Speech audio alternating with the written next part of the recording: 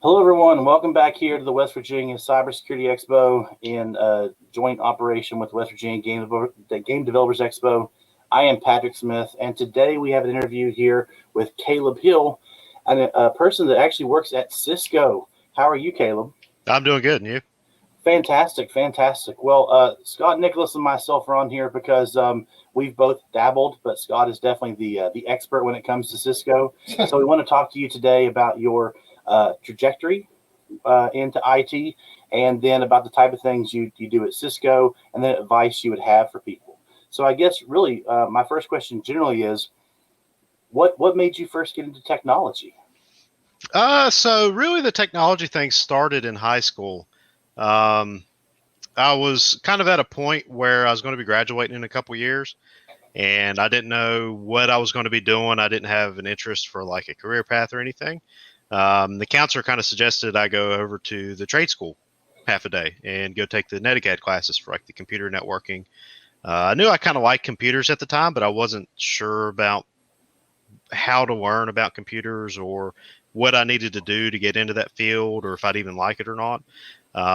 Eventually, I did go over there, took the classes and stuff, started to enjoy it, and it just kind of started going from there. Graduated out of high school, went back for the 13th year. Actually went and participated in the Skills USA competitions, Okay. and was able to compete and go out to nationals for like the post secondary after high school, kind of college age students. Um, Went out there and eventually came back and started at Bridge Valley. Went there and got my 2 year associates and kind of met a couple people while I was at Skills that got me into a position at another company that they were already interning at. So started an internship there and really liked it and decided, this is for me. I really enjoy this. So I'm wondering, based on where we are, in your story of working around technology, when you did take those NetAcad classes, did you decide to go and set for your ICND one or two at that point, or were you just wanting to get the knowledge? I wasn't really set on it the first year because I had it broken up into 2 years. Mm-hmm. Um, by the second year, though, I was like, you know what, I should probably try for the ICND one. Just going into it, not knowing anything about computers at the time, I figured it'd be a good starting point to kind of just put my feet in the water a bit and see if I could achieve it. Sure. Okay. Well, I know I know to be like, oh, do you know so and so? They were in Skills USA is like trying to be like, you work at Walmart. Do you know one of the other 400 employees? Right. But just as a note, especially Scott, one of our presenters who presented on both days, Trey Balzer, had also gone through Skills USA, and Yeah. I I know. believe he. I know Trey. Oh well, okay, then it did work out. You did. You do. It was a small world, but Yeah, we yeah. actually So had the same teacher. I went to Putnam Career and Technical Center was that over in Tyler Toller? I believe is that the gentleman's name? Tim Toller. Tim Toller, yes, Yeah, because I think he was actually over Skills USA for all West Virginia there for quite a while. I he think was. so. Yeah. Yeah, so yeah, very small world in that case. But yeah, I know that Trey ended up coming here, ended up getting his degree, and then he went on and got his bachelor's and master's, um, and he did two sessions for us at the Expo. So it's a very small world. Yeah, very, So very small. yeah, It's so that is awesome. awesome. So you said you went ahead and went for your ICND one. When you were heading into college, did you then decide to go ahead and finish off with ICND two? So you were CCNA Um, routing and switching certified at that point? so I actually didn't succeed my first try when I went to go Mm-hmm. take the ICND. Felt kind of defeated. But then that next year, the go around, when I did the Skills USA and won there, I kind of got some inspiration back to go back and re get to actually achieve the CCNA. Sure.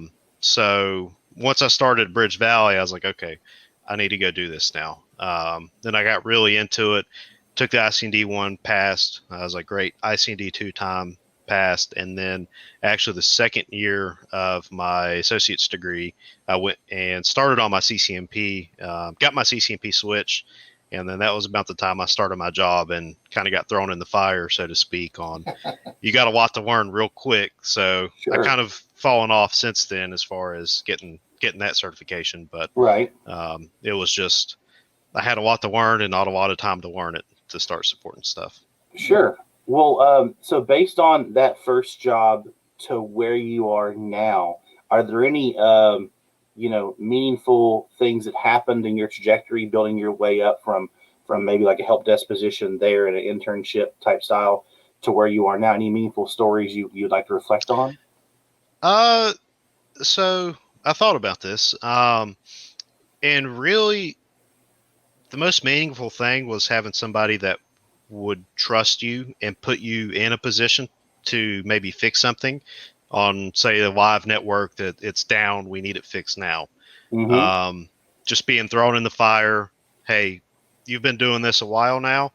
It's time for you to go on your own and actually do it and fix it, without much oversight. And I think that was the biggest thing that I remember from going to a position of, okay, yeah, I know this stuff, to actually being proficient. And that was probably the transition period that I realized that I'm capable of doing these things, because always whenever you're working with somebody on something, you're not really taking lead on something. You're still always, for me at least, I had kind of that scare of like, what happens when I have to do it. So that's probably the most memorable thing for me, is transitioning from that over to, okay, I've done the first one, maybe I can do a couple more now and Sure. not be too worried. Yeah, I mean, well, until the training wheels actually come off, Right. you get to find out whether the rubber actually meets the road and whether you're good to go. But you got to have someone empower you enough to give you that trust and that choice. So that's Exactly. fantastic. Yeah, you start working without a net. Yeah, Yeah, exactly. definitely. Working without a Definitely. net. Yeah. So, based on where you are now, thinking about people who may be starting their journey into this, are there any pitfalls you saw along the way, or anything you would recommend to, if it was yourself and you were starting your career now? Is there any advice you would give that person to maybe change their trajectory, to maybe make it an easier road? um don't be afraid to try stuff.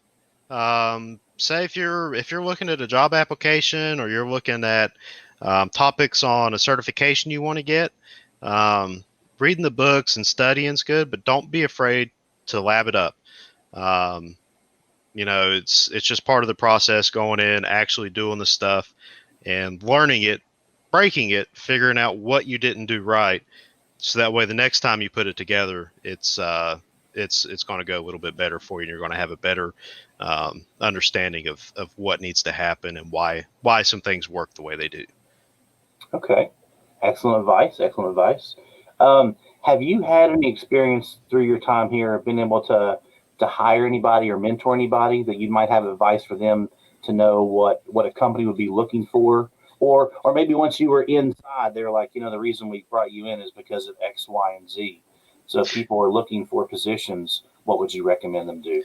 Yeah, so I haven't actually had any hiring experience, um, but if you're looking for a position, the best thing I can say is, read through the job applications, see what they're looking for, see what your skills are. And even if it is a little bit above your knowledge area, don't be afraid to apply for it. Put your information in, apply for it. They might see something that they like. Um, Granted, sometimes you will get rejected on the job application. That is something that happens a lot. Um, but just putting yourself out there and going for it, with the knowledge that you have, and maybe that even might give you inspiration if you see something you don't know, to go out and learn about it and say, okay, now I know this. Now let me retry this position when it becomes available again. Okay, great, fantastic. And I guess my last question, unless Scott, you have any follow up questions, will be, can you give someone an idea based on you being an IT professional? What is the day to day like for you? What type of activities are you regularly having to do? Because so many people, when they get out there, um, they don't like the word help desk at all. But I try to explain to my students, help desk is fantastic. They throw you in the deep end, and that's not always a bad thing, because sometimes sometimes when you go to college, you have to pick a limited number of paths to take. College, you're only going to be able to learn what they teach there. And then suddenly you get thrown in. And we've had students that would regularly go up to some of our partner companies in Tays Valley. And you can appreciate this. Up at Tays Valley at ATS, they're a big Cisco voice, and we didn't have the opportunity to teach that. And so many of our students left here, got maybe a routing and switching background, went up there, and then they experienced using Cisco telephony, and they go, "Oh, this is what I like." And they might not have actually gotten that if they hadn't been put into an uncomfortable position of being on a help desk where you're supporting 20 or 30 different clients, and you're having to quickly learn about different technologies you didn't learn about in school. So could you give us an idea of like, what is your day-to-day like in your position now? So day to day, I'm actually a service transition engineer. I'm glad you said that because um, I wanted to ask you about your actual position. So go ahead and let us know. Yeah. So like I said, I'm a service transition engineer. Um, I basically am the front line for the customers, me and my team. Um, we'll get new customers in. We actually have a managed services solution, similar to like companies you were talking about that's in the valley there. So we'll bring customers in that don't necessarily um, have as large of a tech support group as some companies do, where they can host it in house. So we'll kind of ease the burden on that. And what my position does is we'll have those new customers come in, and we'll set up a monitoring platform and bring their devices under monitoring. So that way, our network operations center, we call them our day two team, can support the customer after we're done.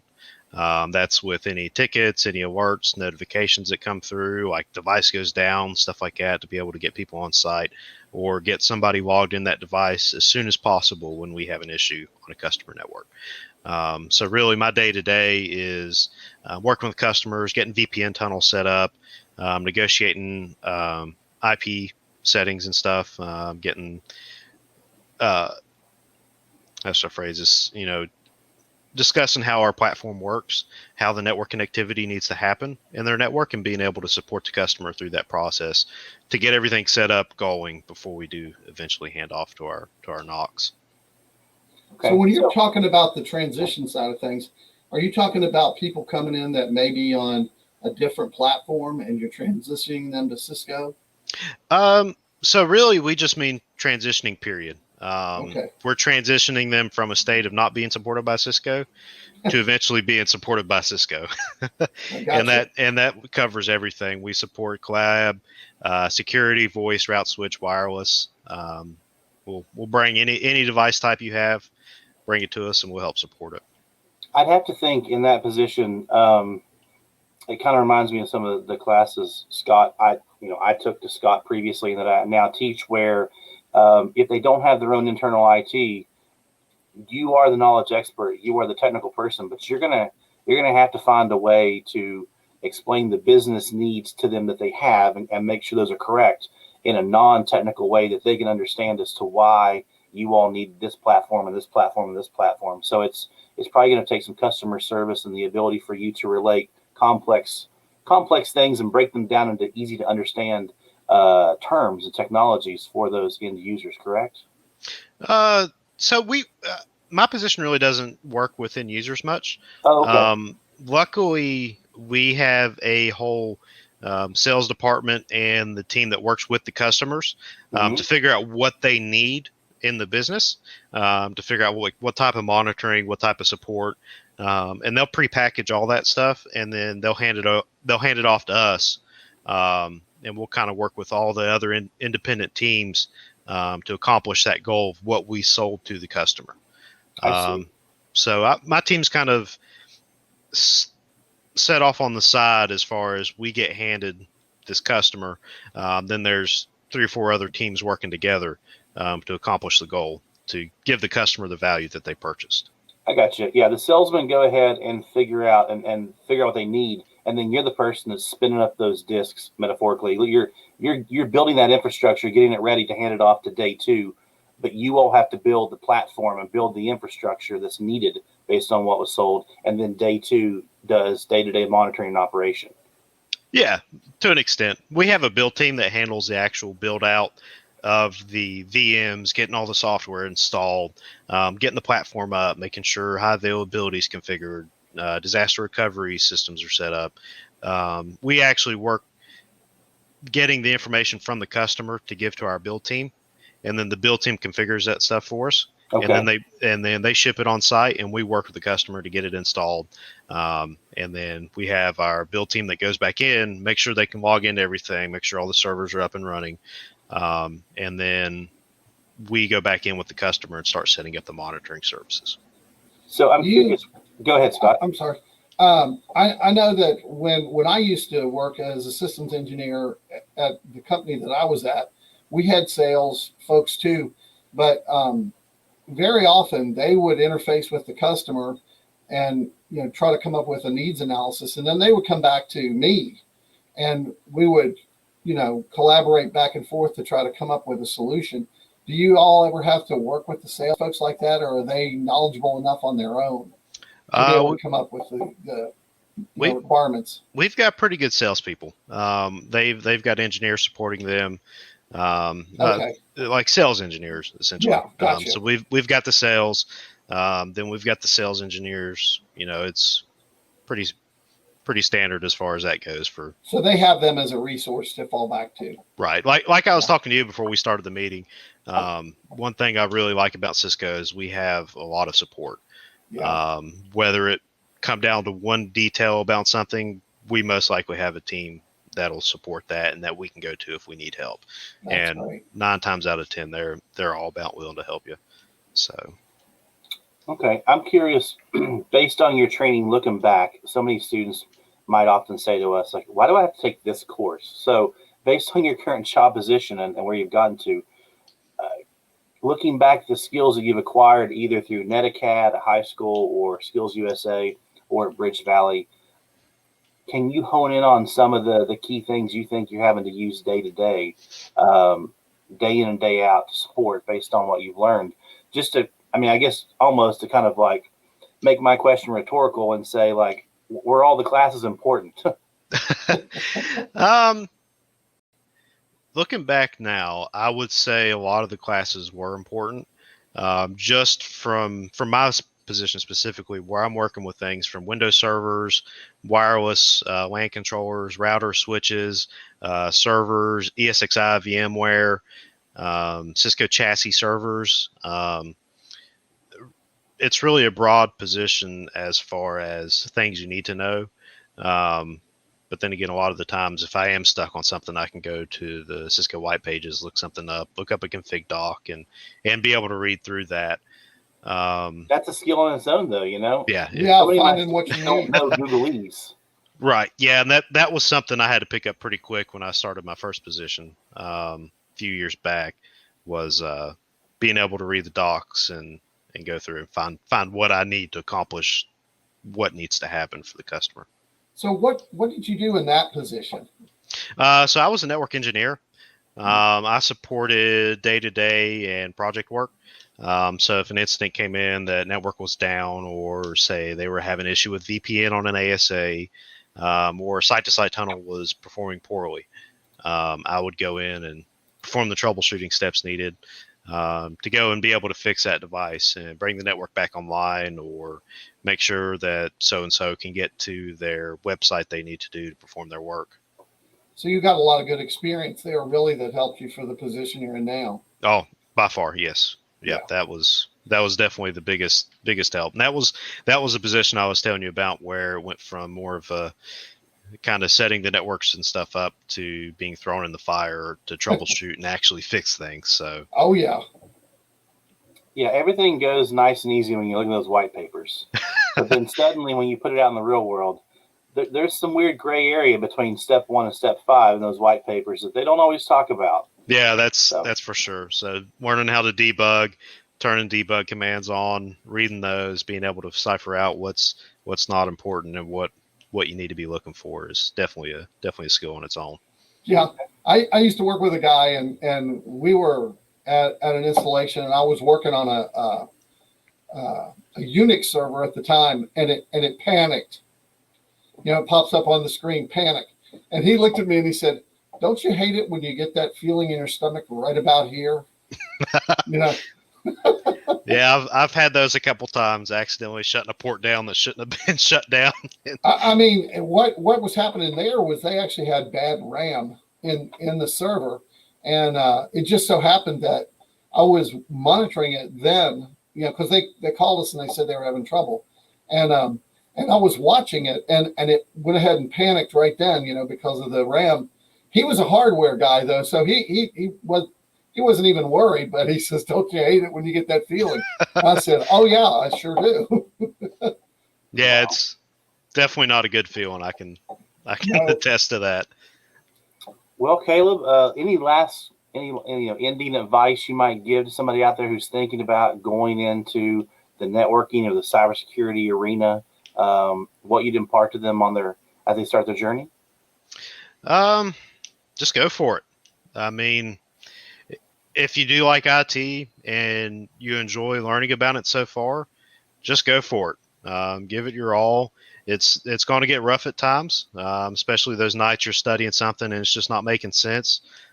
Just take a step back, maybe take the afternoon off and then go back at it the next day and see what else you can learn the next day. Or, a lot of times you leave something for a minute, you come back and it just clicks, and then you can move on to the next thing you need to learn. That's true. Great. Well, fantastic, sir. Caleb Hill, thank you so much for taking the time to talk to us about your experience and your trajectory and the advice you would have for people thinking about getting into the field. Yeah, I appreciate it. I hope this is able to inspire some people. Thanks a lot. Yes, thank you. Awesome.